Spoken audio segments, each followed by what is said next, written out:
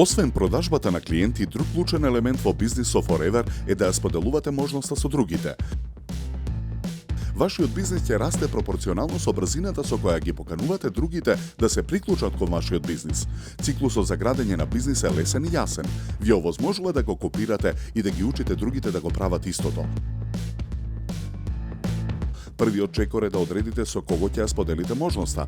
Кога го започнувате бизнисот, размислете кој од вашите познати би пројавил интерес за можноста која Forever ја нуди. Тоа може да се пријатели, роднини, колеги или познати. Составете список со имињата на сите со кои ќе контактирате и ќе ги поканите да слушнат за вашиот нов бизнис. Не се ограничувајте само на луѓето со кои комуницирате секој ден. Размислете за вашите пријатели на социјалните мрежи и другите со кои можете да стапите во контакт во секојдневниот живот. Секој може да има корист од Forever можноста. Потоа ќе разгледате секоја личност со списокот и зошто сметате дека Forever би им се допаднала. Некои од пријателите може да се предприемчиви, други да бараат повеќе слободно време или финансиска независност.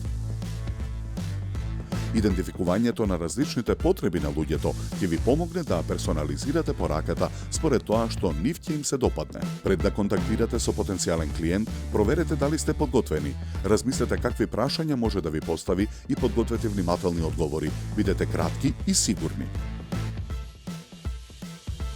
Може да контактирате преку телефон, мејл, SMS, социјални медиуми или лице в лице.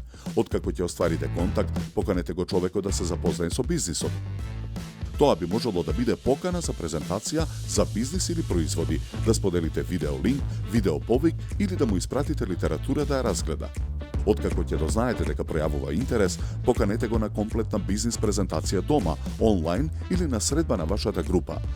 На оваа презентација објаснете го целиот потенцијал на маркетинг планот на Forever. По средбата ќе процените дали човекот е подготвен да се вклучи во бизнисот. Ако е така, честитки, имате нов член во тимот. Ако се уште не сте сигурен, разберете ги неговите прашања и споделете повеќе информации или разберете се да разговарате повторно. Кога некој ќе се приклучи кон вашиот бизнис, ваша задача е да го запознаете со производите и маркетинг планот. Да работите заедно за да си постави цели и да состави план за нивно постигнување.